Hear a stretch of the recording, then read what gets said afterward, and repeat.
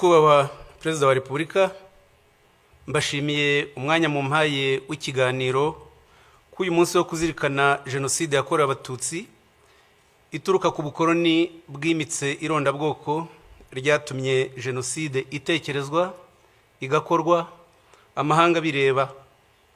Isuzuma ry'amateka ngiye kunyuramo mu nshamake rirerekana ko nta gihugu na kimwe ku isi kimaze imyaka 109 gisenya ikindi nk'uko Ububirigi bubikorera u Rwanda kuva bwagikoloniza.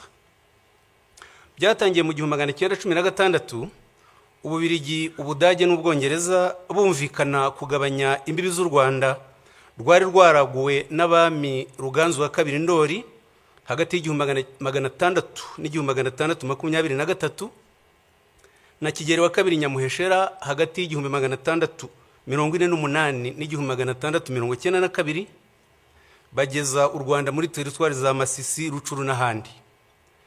Hakurikiyeho amategeko akakaye harimo iryo kuwa 21 Werurwe 1917 ryashyizeho ibihano by'ikiboko, n'iryo kuwa 26 Nyakanga 1925 ryambuye u Rwanda ubusugire bwarwo, ndetse n'irindi ryo kuwa 11 Mutarama 1926 ryemeje ko u Rwanda ruzagengwa n'amategeko ya Kongo nayo yashyirwagaho n'Ububirigi. Aya mategeko yateye u Rwanda akarengane anacamo ibice Abanyarwanda.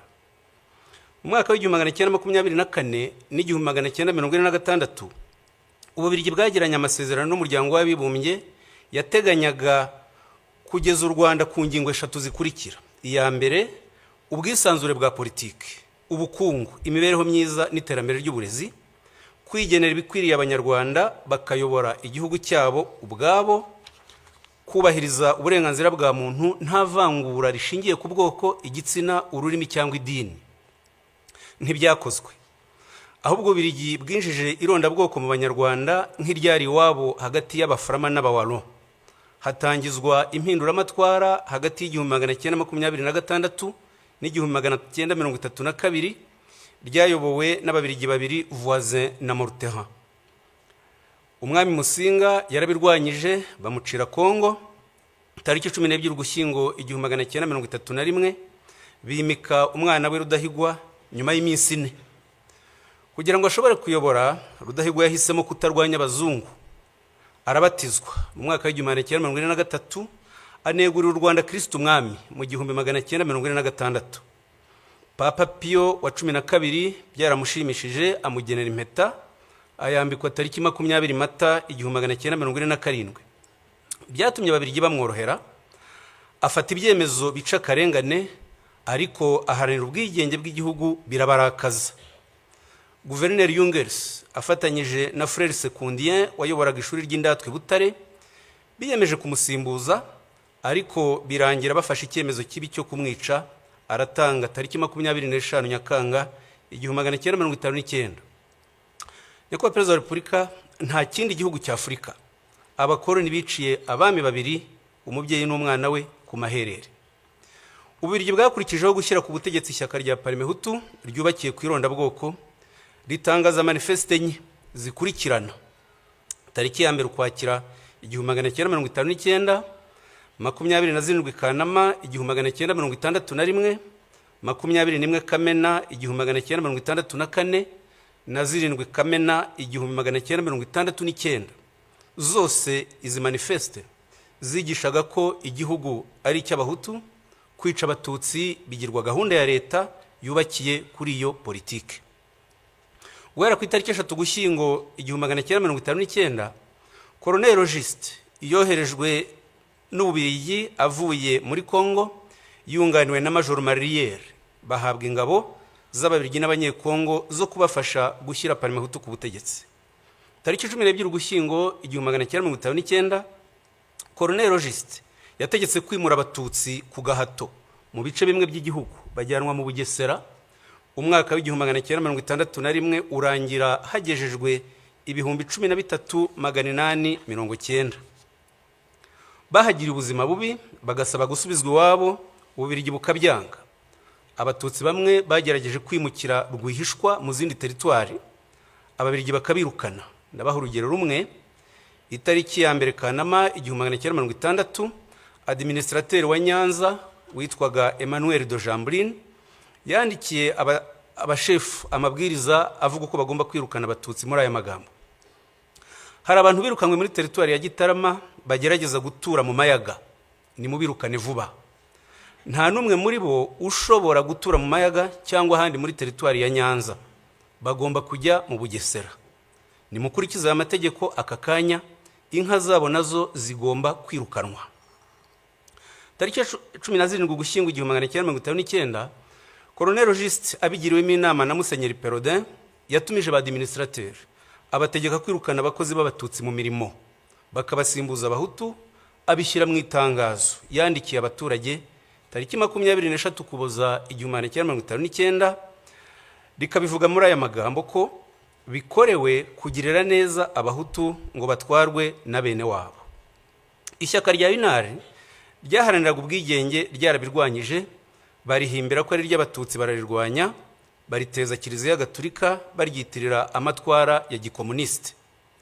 Nyamara UNAR yarimo ibyiciro byose by'abanyarwanda, duhereye kuri perezida waryo François Rukeba n'umunyamabanga mukuru Michel Rwagasana. Tariki 23 Kamena 1961, Ububiligi bwashyizeho itegeko ribi rifungura abantu 2,000 bakoze ubwicanyi hagati ya 59 na 61, rikavuga ko abazafungurwa ari abakoze ibyaha bikurikira bitatu byanditse gutya: kwica no gutwika abantu bagahira mu nzu, kwica umuntu buhoro buhoro cyangwa kumukomeretsa, gutegeka gusahura cyangwa kwica. Irondabwoko ryakomereje mu ishyirwaho ry'ingabo z'igihugu, bishingwa Colonel Van der Straten yemeranya na Colonel Juste uburyo bizagenda. Tariki 29 Nzeri 1960, inyandiko mvugo ikabivuga gutya: ingabo z'igihugu zizaba zigizwe n'abahutu gusa. Ntidushaka kwitwaza kutabogama cyangwa demokrasi ngo twinjizemo umututsi n'umwe. Abatutsi bazajya bashaka kwinjiramo tuzajya twemeza ko badashoboye. Nubwo iyi mikorere irimo akarengane, ntidushaka kuvanga ihene n'ishu ngo twinjize mu ngabo zacu abantu bazaduteza ibibazo. Iperereza ry'Ububiligi ryagize impungenge ku miterere y'izo ngabo, rirabyandika ku itariki 30 Mata 1961 muri aya magambo: mu Rwanda itoranwa ry'ingabo z'igihugu rikurikiza kwinjizamo abahutu bonyine.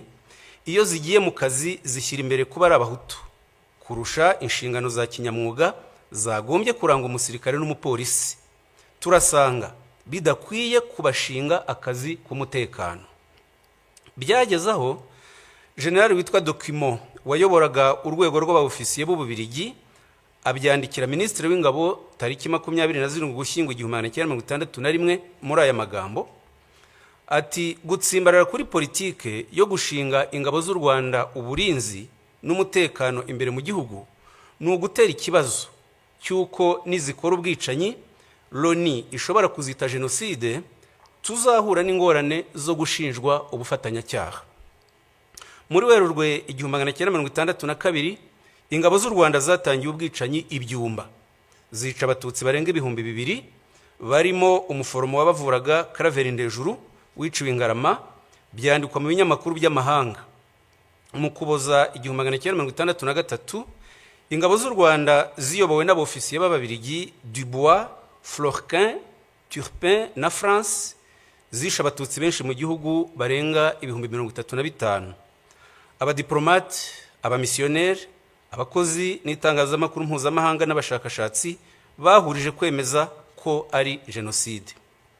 Ingero nkeya: telegramu ya ambasaderi w'Ububiligi yo ku itariki 24 Ukuboza 1963 yabyanditse gutya ati: hari abantu benshi bafatwa bagafungwa mu buryo bunyuranyije n'amategeko. Ndabona aho ibintu biriho bigana ari iyicwa ry'abatutsi benshi. Ambasaderi w'Ubufaransa mu Rwanda Marc Barbe nawe yanditse indi telegramu tariki 4 Mutarama 1964 atanga icyegeranyo cy'abishwe muri aya magambo ati: muri Gikongoro abaturage b'abahutu biraye mu batutsi barabica batarobanuye, kugeza tariki 25 Ukuboza 1963 hamaze kwicwa abagera ku bihumbi 15. Tariki 30 Ukuboza 1963 Ambasaderi Barube yasobanuye uko ibikorwa by'ubwicanyi byakorwaga, abyandika atya: ati ubutegetsi bwatangije ibikorwa byo kwica.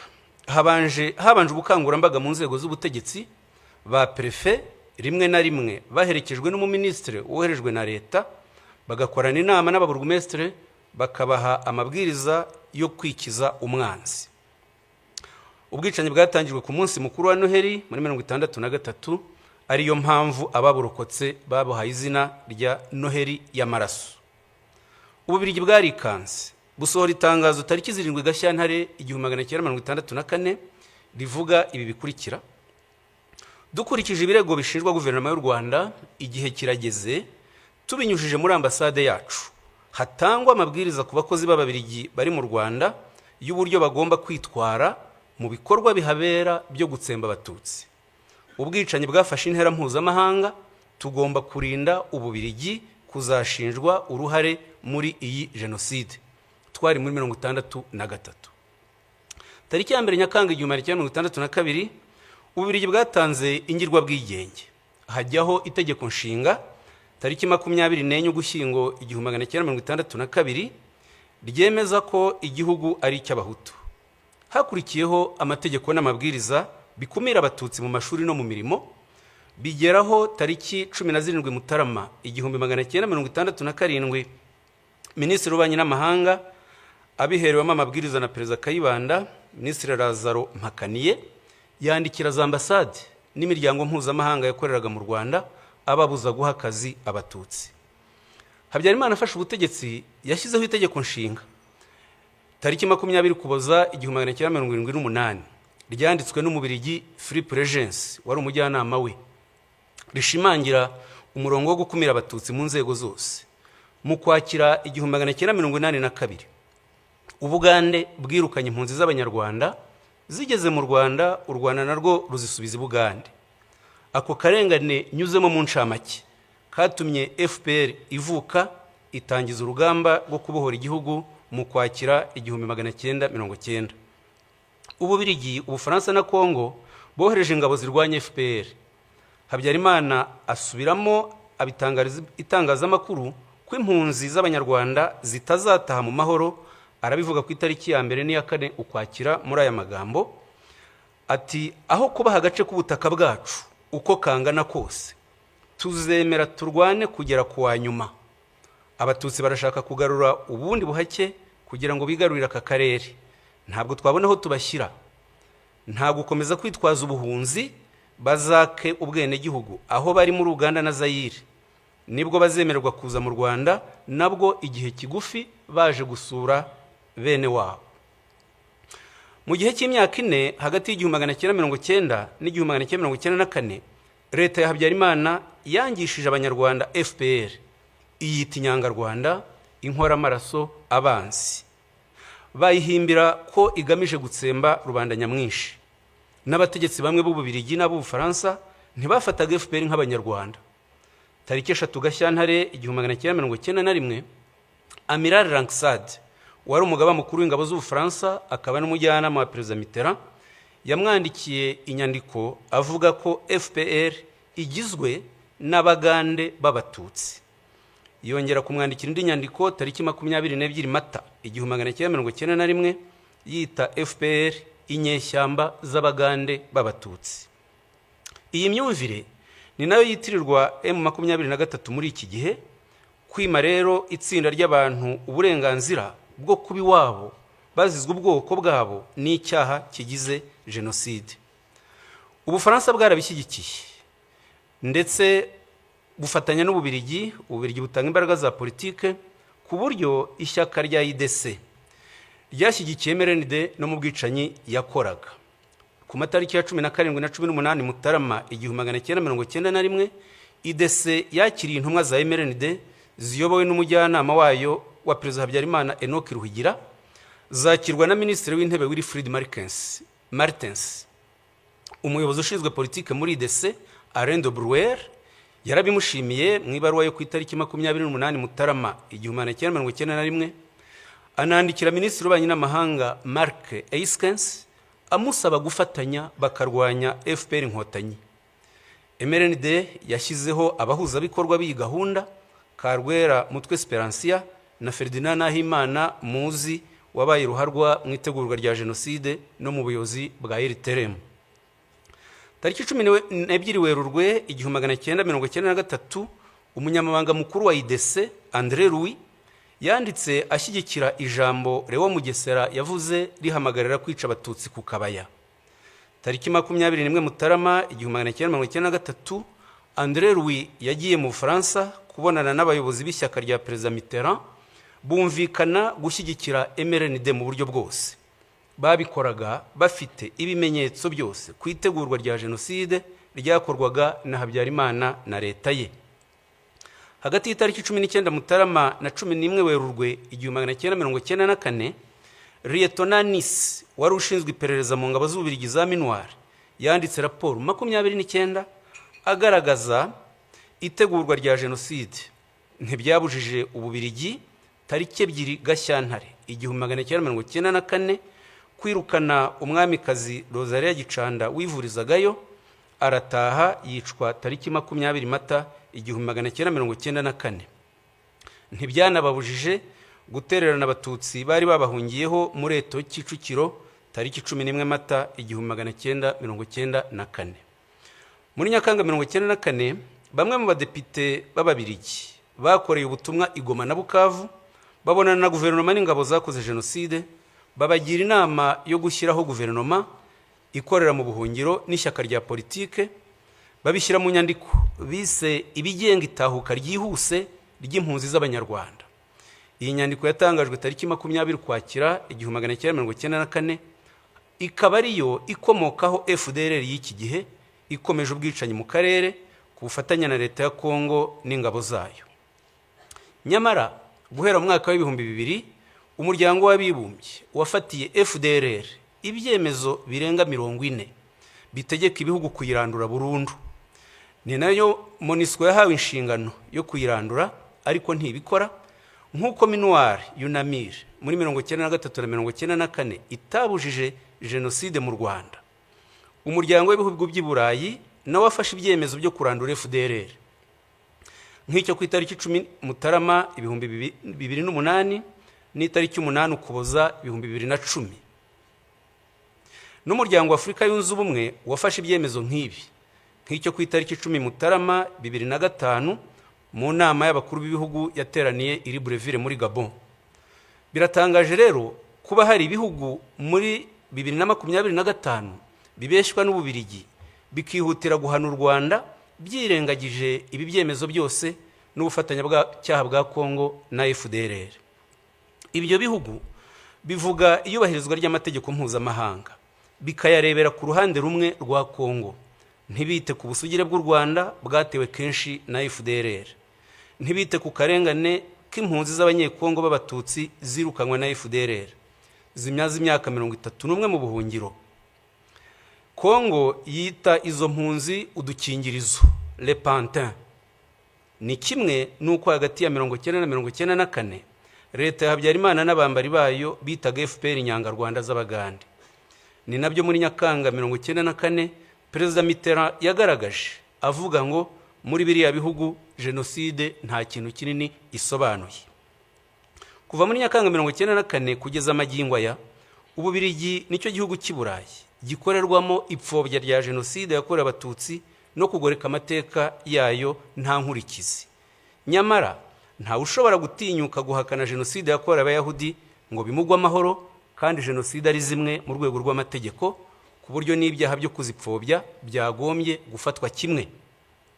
Ubu ngubu inyandiko zifashishwa n'amahanga mu guharabika u Rwanda zitegurwa n'abiyita impuguke z'Ababiligi zibeshya ko ziza u Rwanda, kandi nizo zagize uruhare mu kwangiza amateka y'u Rwanda, harimo kwandika itegeko nshinga ryo muri 62 na 78 n'amategeko y'irondabwoko yakoreshwaga mu Rwanda. Umwe muri zo, Philippe Regency, abyigamba ku mbuga nkoranyambaga ko bagomba guca icyo yita agasuzuguro k'u Rwanda. hariho n'ibihugu nk'Ubwongereza byinangira mu kohereza abakoze jenoside mu Rwanda no kutabacira imanza. Nyakubahwa Perezida wa Repubulika, ngana ku musozo, ubugome busenya u Rwanda bwakoreshejwe muri imyaka 31 ni bwinshi, ariko ntacyo bwadutwaye kubera ubuyobozi tubakesha bwubaka ubumwe bw'Abanyarwanda. Ijoro ribarwa riraye, tuzi urwobo mwakuyemo u Rwanda isi yarutereranye, tuzi naheza mu rugejeje, dufitanye namwe igihango tudashobora gutatira. Ntituzemera abasenya ubumwe bwacu n'abimika ingengabitekerezo yasubiza u Rwanda mu icuraburindi. Uburenganzira bwacu bwo kubaho twihitiyemo ibidukwiriye ni ntavogerwa. Ababikerensa ntibaduheho, babyumve batureke. Ndabashimiye Nyakubahwa Perezida wa Repubulika.